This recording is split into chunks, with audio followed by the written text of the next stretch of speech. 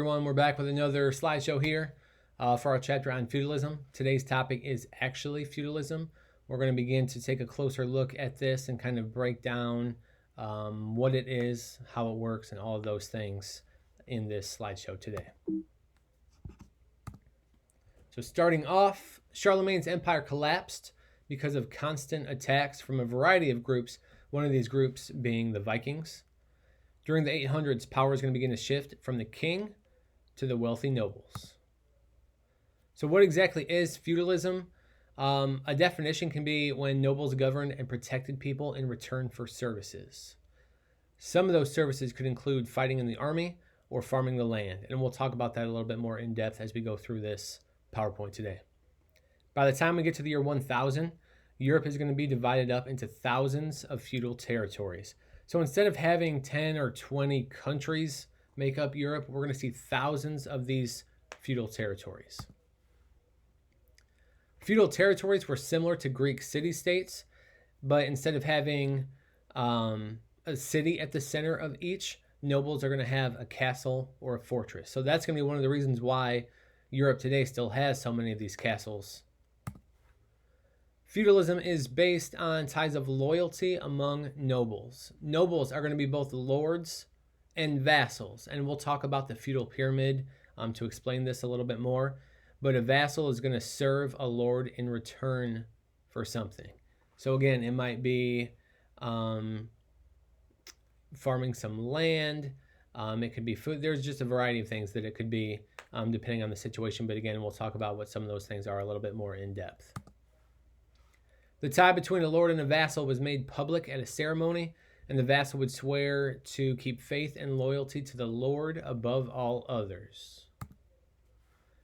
The vassal served in the lord's army, and then in return, the vassal receives land and rules anyone living on it. The land and the rights that went with it were known as a fief. These vassals became known as knights. Most of us are probably familiar with a medieval knight. Originally, they wore coats of mail. You can kind of see an example of this in the picture on this slide. The original armor was made from metal links. It's almost like really strong paper clips kind of strung together. And they would carry swords and shields as well. A new invention during this time is going to be the stirrup. This will allow an armored soldier to ride a horse without falling off, because obviously that armor can be bulky and heavy, and it starts leaning one way, you're going to fall off. And these knights are going to carry a lance or a long spear. You've probably seen some pictures or videos of jousting tournaments, and that's basically the lance that they're going to use in battle. From the 700s until the 1200s, knights would be the most powerful soldiers in all of Europe.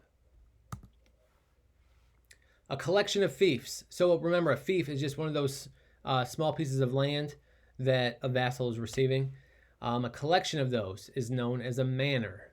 The lords are going to rule the manor and the peasants that work the land. So you can kind of get an idea from the picture on this slide. You can see the manor in the background, which is the large castle, and then basically all of that surrounding countryside, the fields, the mills, the workshops, and then along with that, all of the peasants' houses as well would make up the manor.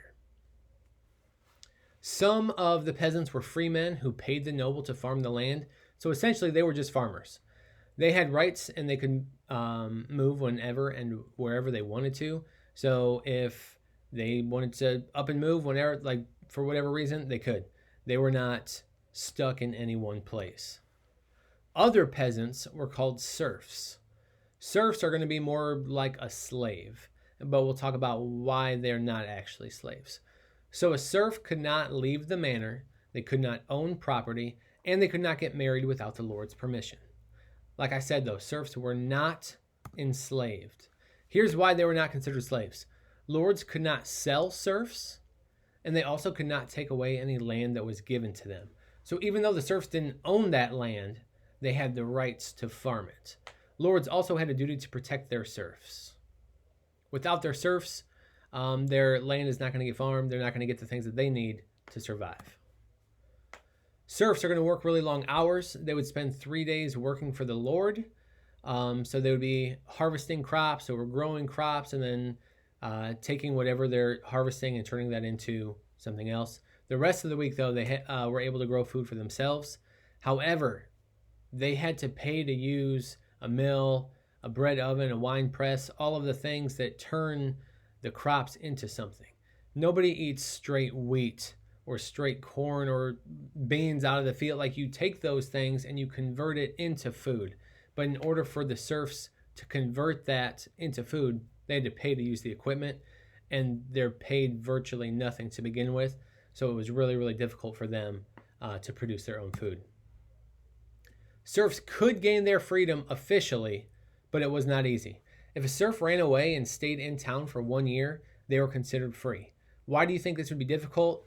A variety of reasons. One year is a really long time. How are you going to find a place to stay, get food, all of the things that you need to survive for an entire year? There's a good chance the Lord is sending someone out after you. And then basically, how can you prove that you've been away for a year? So there's a lot of things that make this really, really challenging, borderline impossible, but officially a serf could gain their freedom. Technology will allow farmers to grow more crops during this time. One of these inventions will be a heavy-wheeled plow. An example of that can be seen in the picture on this slide. This is one of the most important technological advancements in farming. And essentially, it just helps turn over the heavy soil of Europe. So they're going to have really heavy, dense soil throughout much of Europe. And a standard plow is not going to go down very far. And most of the nutrients and minerals are down deep into the soil. This will get down deep into the soil, and it's going to bring some of those nutrients to the top, which will help grow those crops. Here is a picture or a painting of how that heavy-wheeled plow would work. Another invention would be the horse collar. It seems like another basic invention, but it is important because a horse can move a lot faster than an ox, and a horse is also a lot easier to train than an ox. If an ox does not want to move, it's probably not going to move. You can't really get them to do anything if they don't want to. So using horses is going to allow people to farm faster and therefore produce more food. Last thing for today, farmers are going to come up with crop rotation. Crop rotation is still used today, not in the same way, but during this time period, they're going to have a 3-field technique. One field was planted in the fall, one field was planted in the spring, and one field was left empty. What is the purpose of this? A lot of people think it's because this allows them to have food year-round, but why in the world, if you're needing and wanting food, would you leave one of your fields empty? So if you plant something over and over and over again, so for example, if a farmer today is planting corn, if they plant corn in that field every single year, eventually that field is going to run out of the nutrients it needs to grow that corn, and the corn is simply not going to grow. So if you ever pay attention, and I know mommy does not have a lot of fields or anything, but if you see a cornfield one year, there's a good chance within 2 or 3 years, it's not going to be corn anymore. It's going to be beans, or it's going to be wheat or something different.